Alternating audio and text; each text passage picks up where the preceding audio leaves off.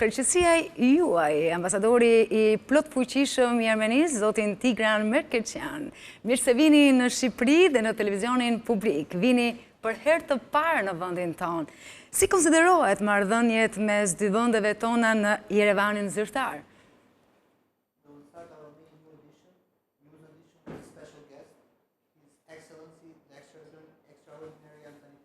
Ambassador of Armenia, Mr. Tigran Mkrtchyan. Welcome to Albania and to the public television. You are coming to the country for the very first time. How are the relations between our two countries considering the official government in Yerevan? Thank you very much for the invitation. It's a big honor for me to be an ambassador, to be the ambassador of Armenia in Albania. Është shënderë për mua që të jem ambasadori i Armenisë në Shqipëri. You are right. It's the first time I am arriving here, and the very first impressions from my very first day in Albania are extremely positive. Keni të drejtë, është hera e parë që jam në Shqipëri dhe përshtypjet e mia për Shqipërinë janë shumë pozitive. I find not only the weather very warm, but also the people are very warm. Shoh që jo vetëm koha, por dhe njerëzit janë shumë të ngrohtë.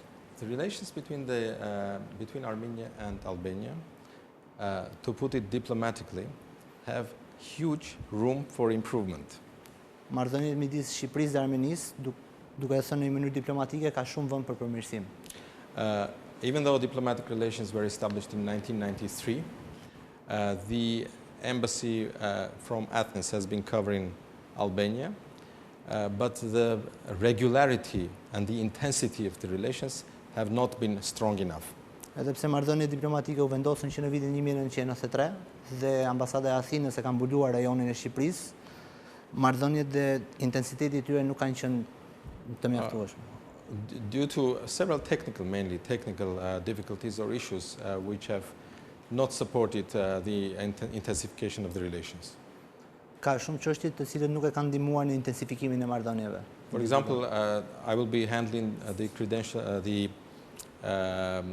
credentials tomorrow to the president, and the recall of the ambassador is of the ambassador of Armenia who went back in 2016. Për shembull, nesër do të dorëzoj kredencialet tek presidenti, por ambasadori që ka ikur në vitin 2016. That is to say that for 6 years Armenia did not have ambassador.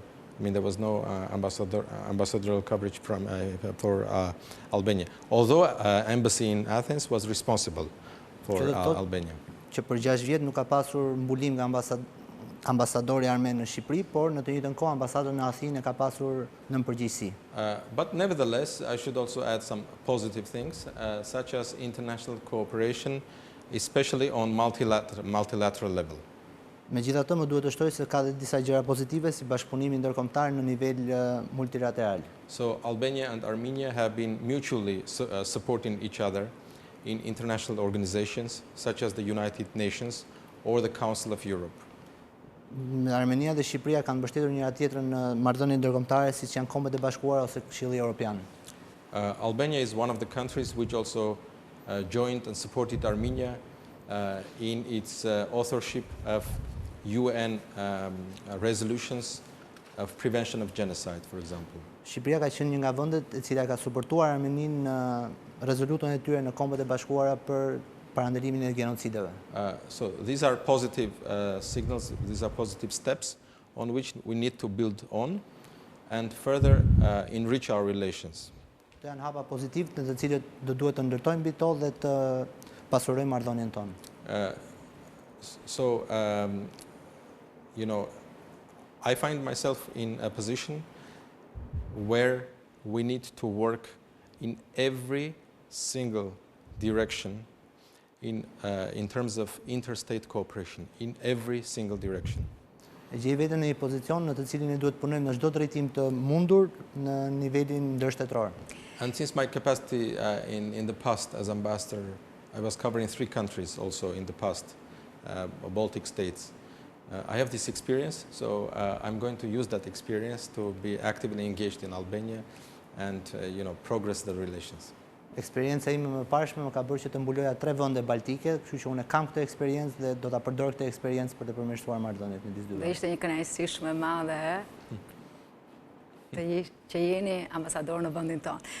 Një nga vendet me historinë më të jashtëzakonshme dhe më të vjetër institucionale në kontinentin ton, por pavarësinë e rivendosët në vitin 1991. Si ka ndryshuar Armenia prej atëherë? It is an honor for us to be here, for you to be here, and Armenia is one of the countries with the oldest and most extraordinary institutions in our continent, but you gained your independence in 1991. How has Armenia changed since then? Thank you for the question. Since 1991, Armenia has changed immensely.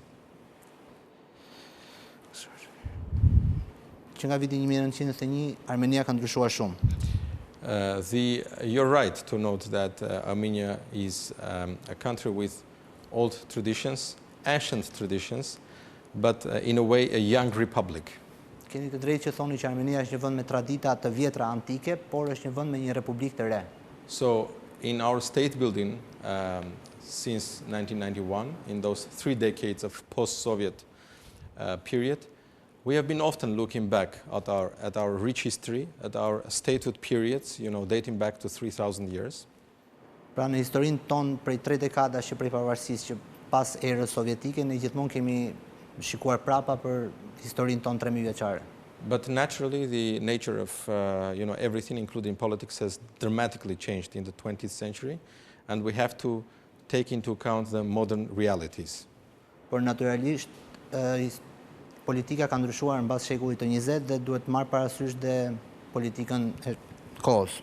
Including also the power projection that Armenia has with its limited resources, and yet with huge and immense diaspora communities worldwide. Duke marrë parasysh dhe se sa e limituar është Armenia nga resorset e saj, por gjithashtu dhe impaktin që ka në Armenia has been moving in the direction of democratization, something that has been the route for Albania as well. Armenia ka ecur drejt demokratizimit, gjë që ka qenë ngjashme edhe për Shqipërinë. The road to reaching to where we are now has been very tough. It has not been smooth. Rruga për të ardhur deri këtu ka qenë e vështirë, nuk ka qenë shumë e thjeshtë. But I hope that we have achieved, as of now, I can say that we have achieved much in terms of liberalization of the economy, in terms of the media freedom, in terms of freedom of expression, and in general, the basic freedoms that are the basis of democratic society.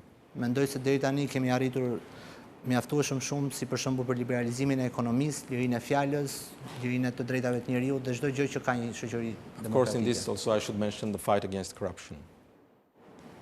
The fight against corruption as well. Fight against corruption. So right now, when you take all the statistics and indexes or ratings that are given by international institutions, Armenia has progressed a lot, especially over the past 2-3 years. Duke marrë parasysh indeksimet dhe statistikat që jepen nga institucione ndërkombëtare, Armenia ka përparuar shumë, sidomos në 2-3 vitet e fundit. But we have not achieved where we would have liked ideally to be. And this progress, this process of reforms and further democratization should be continued.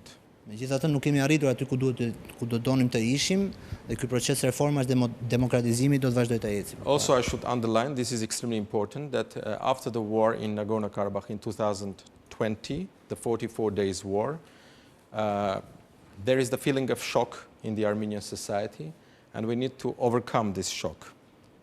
Më duhet të theksoj që pas luftës 44 ditore në rajonin e Nagorno-Karabakut, populli armen ka një ndjenjë shoku dhe ne duhet ta kalojmë këtë ndjenjë shoku. But I should say that in its 2,500 and 3,000 years of history, Armenians have sometimes, there have been such shocks in our history, and we have always overcome with dignity.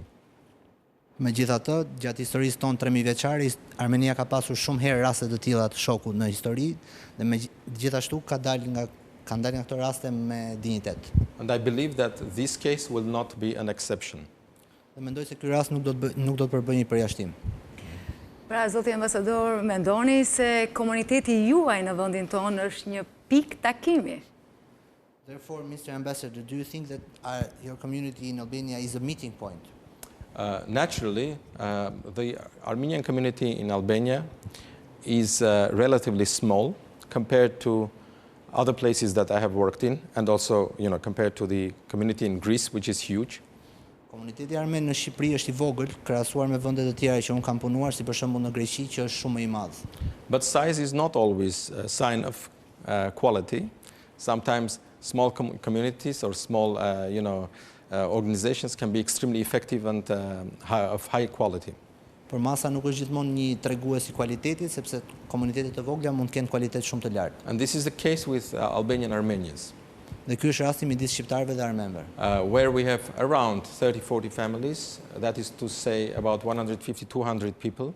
Cilat janë rreth 30-40 familje, që do thonë 150-200 njerëz. Few generations of Armenians who have been here for a couple of hundred years, maybe 100-150 years. Disa breza armenësh që kanë qenë këtu për mbi rreth 200 vjet, 100-150 vjet. Some of them came from Greece, some of them came from Italy or other parts of Europe, Yugoslavia. Disa erdhën nga Greqia, disa nga Italia, nga pjesë të tjera të Europës, madje edhe nga Jugoslavia. But they became a vibrant community, or each one of them, everybody of them, is established in their own specialization, specialties. Por ata arritën të krijonin një komunitet këtu dhe secili prej tyre arriti të bëheshin një specialist në fushën e tij. Something that as a person, as an ambassador, I feel proud about. Diçka që unë si ambasador ndihem krenar. And a reference point in terms of further, building our relations with Albania. Dhe si një pikë takimi për të vazhduar të ndërtimin e marrëdhënieve në Shqipërinë. A ka evidenca të gjuhës apo historisë shqipe tek ju? Is there any evidence of Albanian language or history in you?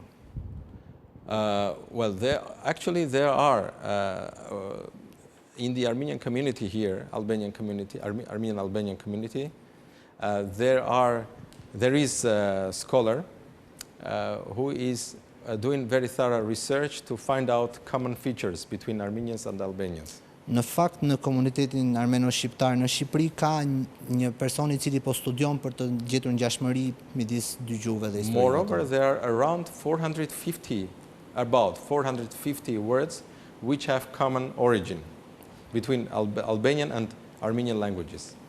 Në këtë linjë ka rreth 450 fjalë ose më shumë të cilat kanë një origjinë të ngjashme midis shqipes dhe armenishtës. Armenians have been widespread. It's a very well known history that we have been travelers all around the world, and there have been, especially in the ancient period, there has been much presence of Armenians, especially of aristocratic elites, in Greek or Roman courts or in Greek or Roman establishments, and since Albania was within that sphere of influence, including also in the Byzantine as well as Ottoman periods, I would not exclude that Armenians often visited here. Nga historia që dihet, një armenët kanë qenë gjithmonë një popull që udhtonin shumë dhe aristokracia ka qenë pjesë që në kohë antike dhe në kohën e perandorisë bizantine ose otomane, aristokracia ka qenë pjesë e këtyre rretheve dhe gjithashtu me Shqipëria ka qenë pjesë e këtyre rretheve mund të ketë pasur ngjashmëri midis njëra tjetrës. Since Armenians were a very active part in those periods, they were very actively involved, especially in the Byzantine Empire. In the management of the empire as well. So Armenians were actually quite active in this period.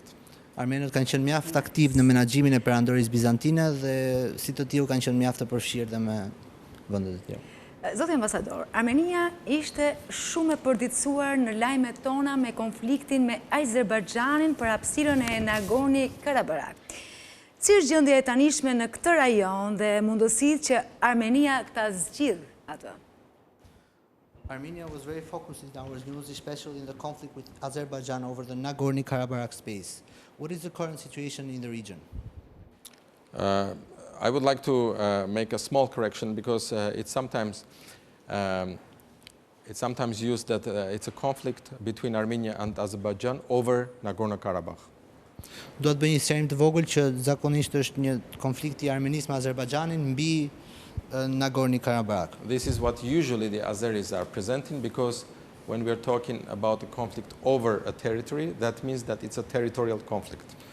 Këtë zakonisht e thon azerët, të cilët thonë që është një konflikt mbi territorin, zakonisht është mbi atë territor. The reality is that it's not a territorial conflict, it's a conflict about the rights of the Armenians to live the way they like in a territory which has been theirs for several centuries, for thousands of years. Në fakt nuk është një territor konfliktual, por është një konflikt mbi të drejtën e armenëve për të jetuar mbi një tokë të cilën ata e kishin dhe e kanë pasur për mijëra vite dhe kanë jetuar aty. So the situation right now is not a very, I don't have many good things to tell about this conflict right now.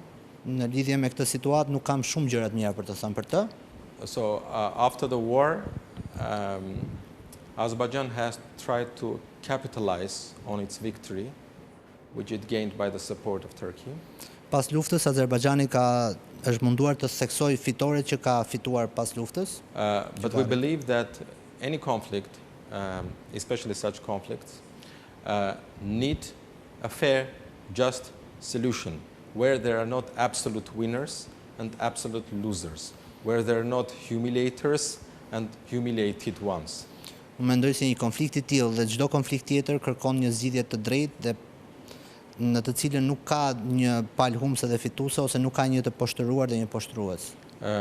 After the conflict, Azerbaijan has fiercely resisted to use the term Nagorno-Karabakh region. They are saying, Azeri leader is saying that there is no region called Nagorno-Karabakh, for example. Pas konfliktit, Azerbajxhani refuzon të përdorë shprehjen Nagorno-Karabakh, por thjesht thonë që nuk ka një zonë që quhet e tillë. Additionally, the Azeri leadership also is saying there is no Nagorno-Karabakh conflict. The conflict is solved. It's in the past. This is what they say. Për më tepër, Azerbajxhani thotë që nuk ka një konflikt që quhet Nagorno-Karabakh, është diçka e zgjidhur dhe që I përket të kaluarës.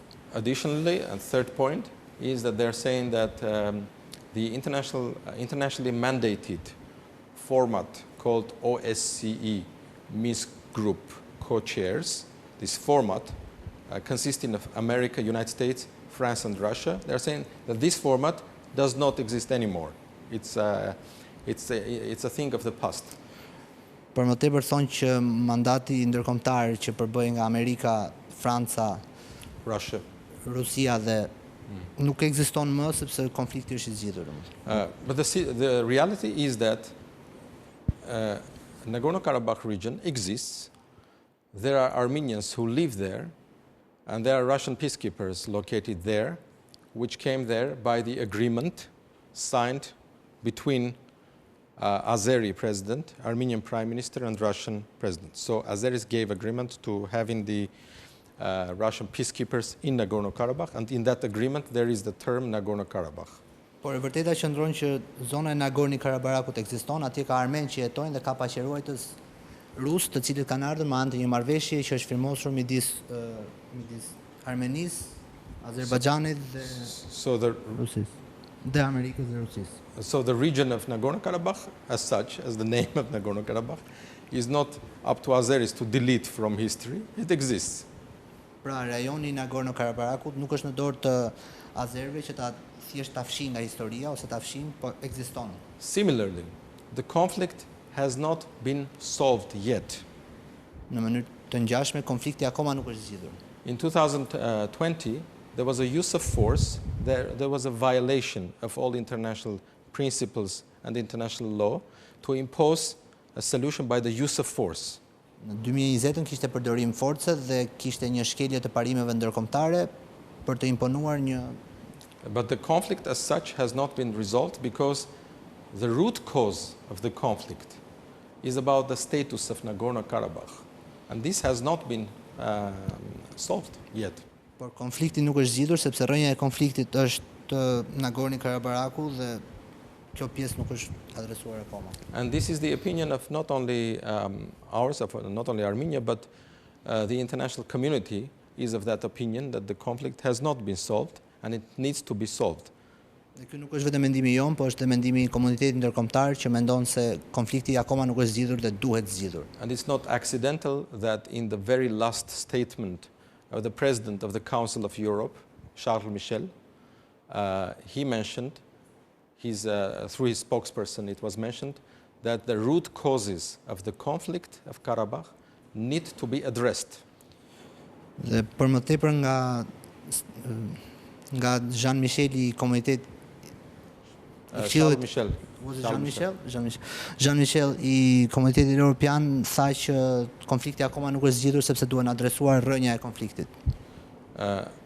So it's the safety since the signature of the November 9th agreement 2020 until now, që nga firmosja e marrëveshjes së 9 nëntorit të 2020-s deri më tani, what we are seeing is continuous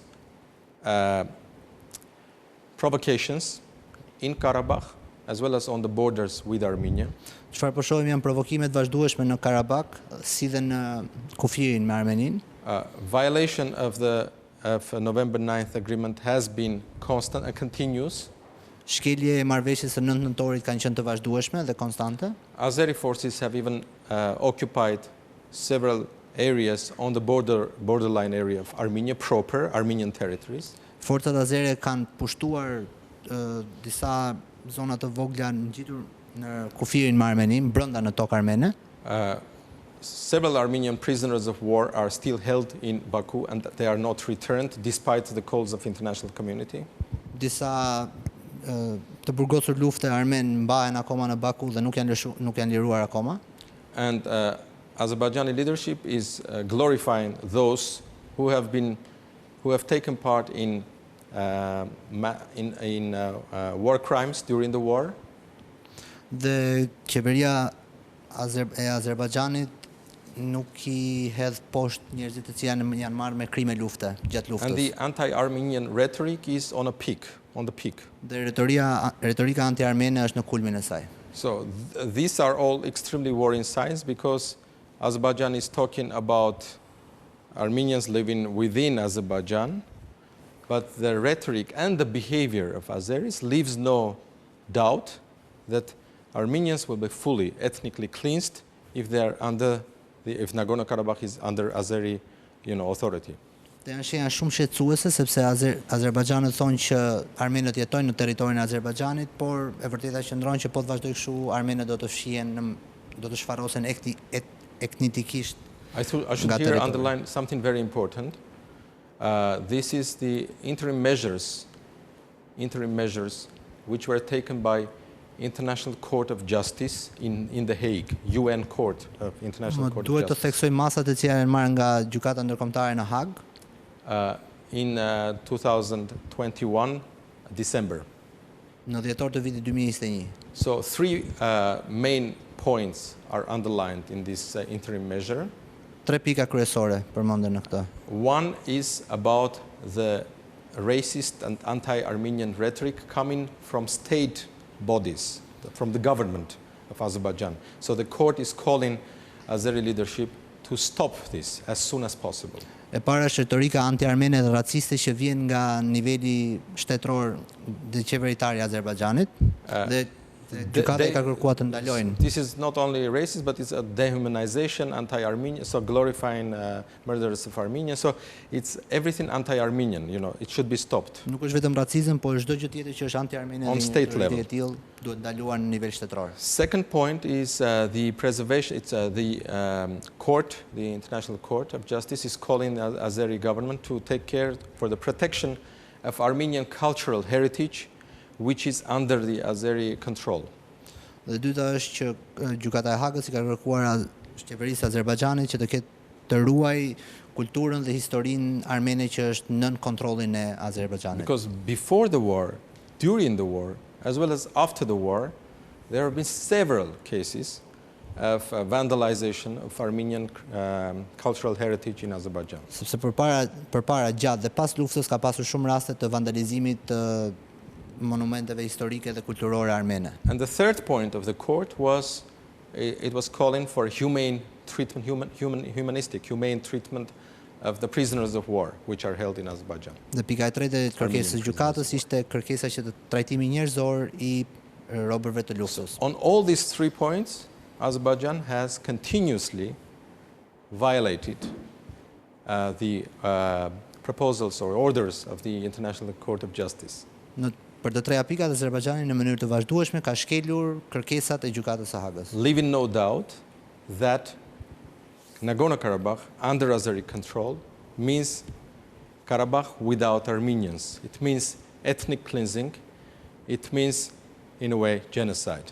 Për te çdo dyshimi, do të thënë që Nagorno-Karabakh në kontrollin e azerëve do të jetë pastruar etnikisht nga armenët. You know this story very well from your experience in Kosovo.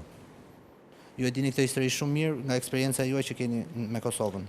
So in order not to have, what could be in Kosovo, had the international community not reacted, we need more active engagement in Nagorno-Karabakh.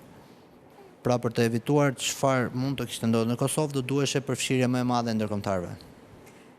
Zoti ambasador, si mund të rregullojë marrëdhëniet Armenia me Turqinë? Mr. Ambassador, how could the relations between Turkey and Armenia be remedied, if any? Well, the Armenian-Turkish relations have been historically quite difficult. Marrëdhëniet midis Armenisë dhe Turqisë kanë qenë historikisht të vështira. Since independence in 1991, there were plans, there were mutual aspirations to establish diplomatic relations between Armenia and Turkey. Që prej pavarësisë në vitin 1991 ka pasur aspirata nga të dyja vendet për të lidhur marrëdhënie diplomatike midis dy vendeve. But these relations were not established and the borders were not fully opened because of the war in Nagorno-Karabakh.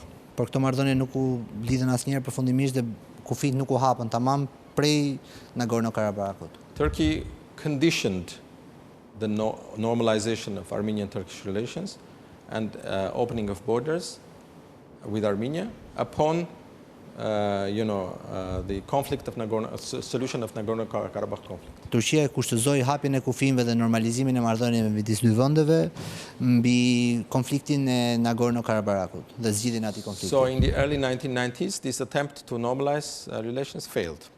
Pra në vitet 1990 mundësia për të rregulluar marrëdhëniet dështoi. The next active stage or attempt of normalizing relations started in 2007, 2008 and 2009. So this period. It was called football diplomacy. Pati raste të tjera kur u tentua të rregulloheshin marrëdhëniet midis vendeve në 2006, 2007, 2008, por it started on the assumption that we are moving forward with normalizing relations without preconditions. Fillojmë mbi prezumimin që do të vazhdojmë përpara me marrëdhënie të normalizuara pa kushtozime. But eventually Turkey backtracked from this, and relations did not move forward, even though there were protocols signed.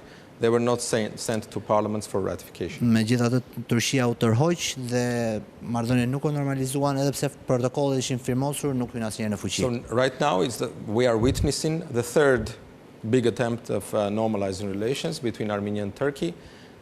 Pra tani po shohim tentativën e tretë të madhe për të normalizuar marrëdhënien midis Armenisë dhe Turqisë. Turkey and Armenia have appointed special envoys for normalizing relations.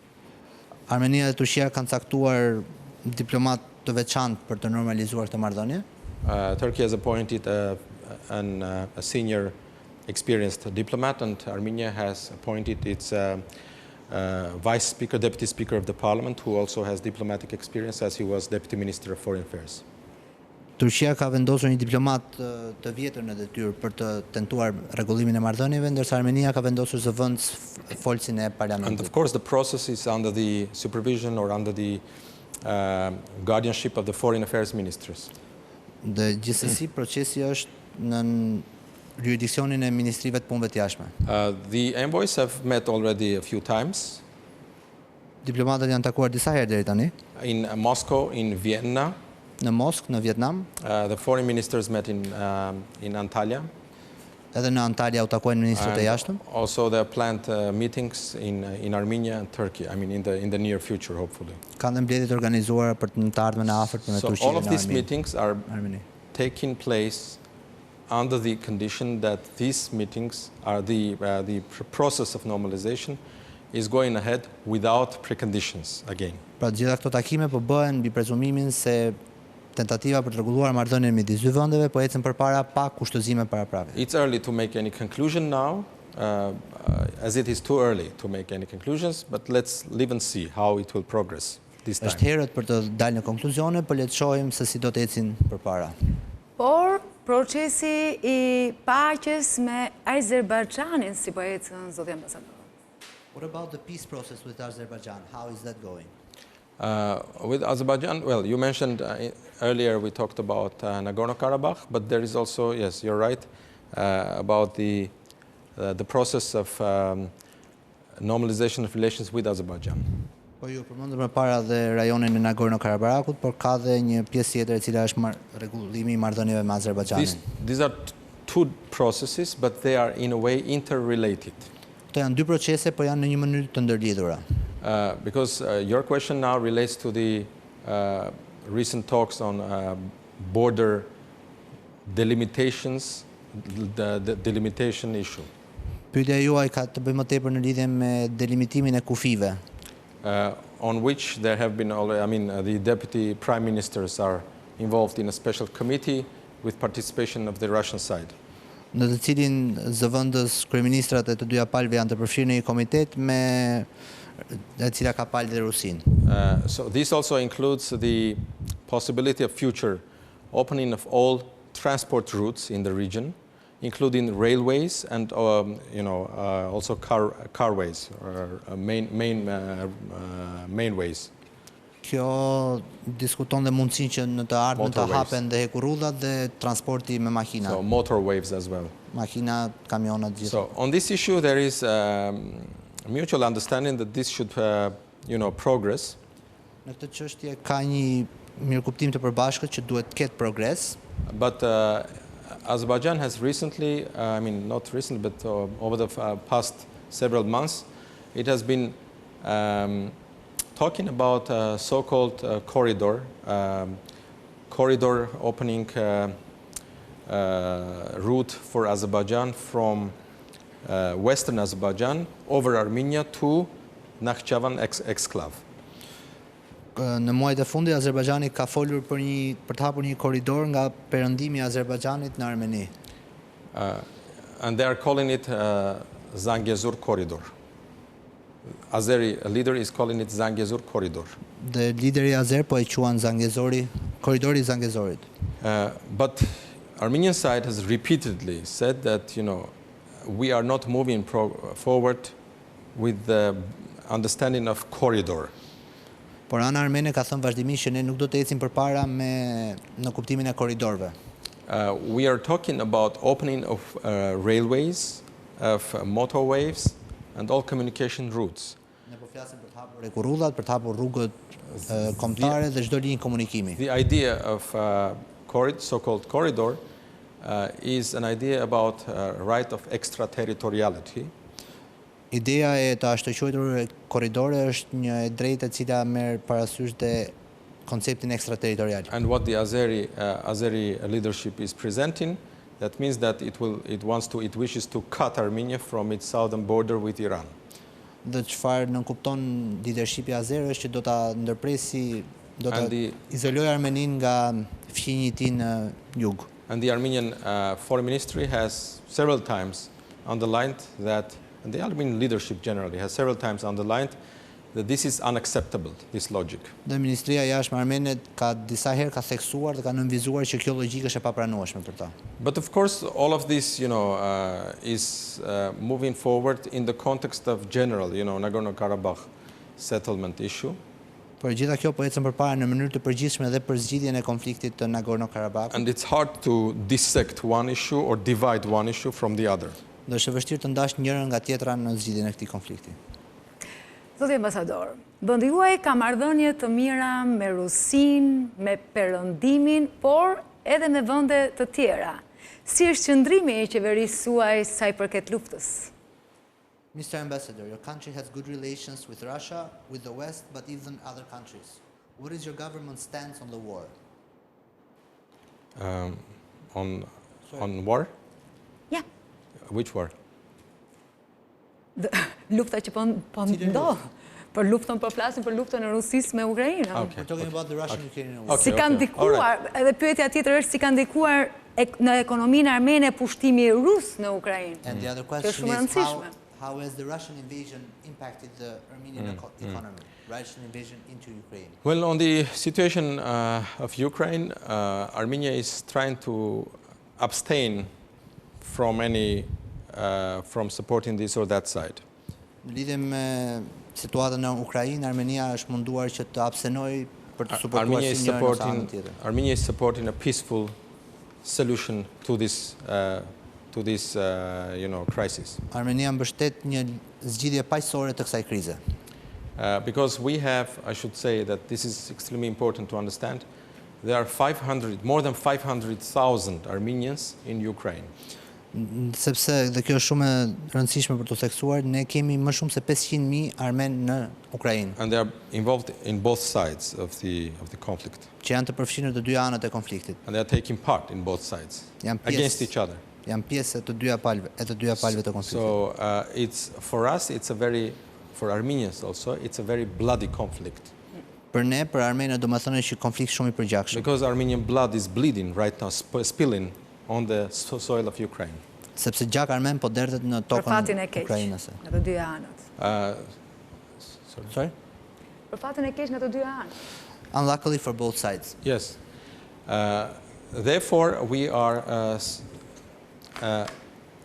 abstaining to support any of the, sides and trying to. We are for a solution which would be mutually acceptable for the Russians in Ukraine. Dhe prandaj ne po abstenojmë në mbështetjen e secilës palë dhe do ishim për një zgjidhje që do ishte e pranueshme për të dyja palët. On the other hand, relating to your question on the economy, of course it is impacting negatively. It's impacting negatively for everybody. I don't know anyone who is. I mean, there could be some countries which might try to benefit, but I don't know personally. I don't know anyone who is happy about this situation. Nga ana tjetër, në lidhje me ekonominë, sigurisht që ka pasur një impakt negativ në ekonominë tonë dhe mund të ketë sa vende që mund të tentojnë të përfitojnë, por personalisht për ne ka qenë. Because both Ukraine as well as especially Russia, they are big trade partners for Armenia. Sepse bashk Ukraina dhe veçanërisht Rusia janë partnerë të mëdhenj.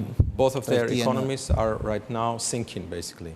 Dhe që të dyja ekonomitë për momentin po zhyten. This is impacting on everything in Armenia, on the economic life in Armenia, and it's going to have a longer term, I think, impact, given also that Russia is falling under sanctions. Ka një impakt të madh në ekonominë armene dhe do të ketë për një kohë të gjatë, duke marrë parasysh të sanksionet që janë vendosur kundër Rusisë. Cilat janë burimet ekonomike të vendit tuaj? What are the main resources of your country? Burimet kryesore. Of course, there are several resources that I should mention. One is the very obvious one, which is agricultural nature of Armenia. Ka disa burime kryesore, ndërto është agrikultura që është ndër kryesoret. So Armenia is a big exporter of agricultural products. And not only raw products, but also, products which are processed. Armenia është një eksportues I madh I produkteve agrikulturore, jo vetëm si dhe ato të përpunuara. Some of the very best, fruit, for example, the very best apricot for me in the world is in Armenia, for example. Disa nga frutat më të mira, si për shembull më e mira që është për mua, më e mira në botë që është kajsia, është armene. So, in addition to the agricultural products, of course, next comes the scientific development of Armenia, and Armenia being as an exporter of IT technologies. Pas produkteve të agros, e dyta që vjen në listë është IT-a dhe zhvillimi shkencor në të cilën Armenia është një eksportues. For example, here in Tirana, we have TUMO Center. The TUMO school, which is a concept, an Armenian concept, an Armenian diaspora Armenian school. It's an IT school. Për shembull, këtu në Tiranë është hapur qendra e TUMOS, e cila është një koncept armen, një shkollë armene, e cila është hapur dhe në Shqipëri. So, in Tirana, the school which is now located in the new stadiums area, precincts, soon it will be removed to another special location for it. Pra shkolla shkencore e cila është hapur tani është afër zonës stadiumit do të zhvendoset në një vendodhje të re. Right now there are more than 1,000 pupils, students who are registered in Tumo Tirana. Aktualisht ka më shumë se 1.000 studentë të cilat janë të regjistruar te kjo So shkollë. for example, this idea, this Tumo Center, it has been exported in various cities, including Paris, Berlin, Kiev, Lebanon, Lyon recently, also in the United States. Pra kjo ideja e koncepti i Tumo, si qendrës Tumo është eksportuar në vende si Parisi, Berlini, Kievi, Lebanoni dhe në Amerikë. But in general, you know, I brought one example, but similar to Tumo, there are some other IT technologies which are exporting and which are projecting Armenia as a country, as a country which is capable of introducing something or giving something to the world in which it is interested. Të ngjashme me qendrën Tumo ka dhe qendra të tjera të cilat si Tumo janë shpërndarë në përballë dhe janë eksportuar, duke e bërë Armeninë që të prezanton veten si një vend I cili mund të eksportojë dhe mund të prezantojë ide të tilla. When I spoke about agriculture, I should specifically underline also the alcoholic drinks, because sometimes this is divided from traditional agricultural field. Kur përmenda agrikulturën, dua të theksoj edhe pijet alkolike, sepse zakonisht në raste kjo ndahet nga. So the Armenian brandy, the Armenian cognac, it's one of the best in the world, and it is exported worldwide. Konjaku armen është një ndër të më të mirët në botë dhe eksportohet në gjithë botën. The Armenian wine industry has taken up and it has progressed immensely over the last 2 decades, and some of the Armenian wine is included in all the best catalogs of the world, like, you know, of world wine. Industria armene e verës ka përparuar shumë në 2 dekadat e fundit dhe disa prej verave më të mira armene gjenden në disa prej katalogëve më të mirë të verave në botë. Third aspect of what Armenia can how Armenia can present itself. Armenia, or potential of Armenia, is of course the Armenian diaspora, which is not, of course, which is not something that Armenia can control, but which is something that is providing Armenia's, you know, which can provide very strong basis for Armenia to act worldwide. Mënyra e tretë me të cilën Armenia mund të prezantohet në skenën botërore është nëpërmjet diasporës së saj, të cilën nuk mund ta kontrollojë, por është një diçka pozitive që I ndihmon armenët të përhapen më shumë. What is needed in this, I should add, is effective cooperation with Armenian diaspora organizations and Armenian diaspora groups. Më duhet të shtoj që ka një bashkëpunim efektiv midis diasporës armene dhe armenëve në Armeni.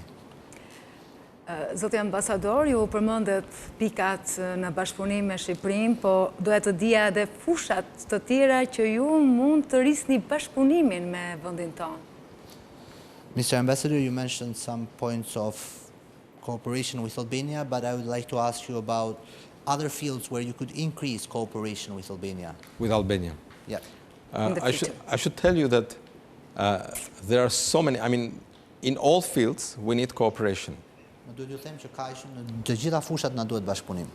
We should certainly, in agriculture, there is a lot that we can mutually offer. Në agrokulturë ka shumë në të cilat ne mund të ofrojmë. In the sphere of education, I believe both educational centers and institutions would be interested in cooperation. Në sferën e edukimit mendoj se institucione e edukimit do të ishin beneficially për bashkëpunimin. So I spoke about Tumo Tirana.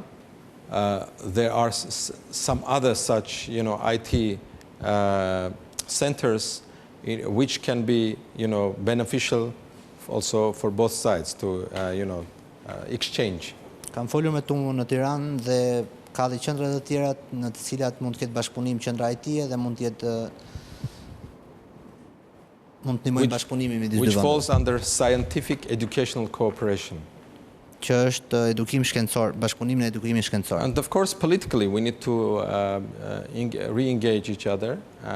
You know, cooperation needs to get more active.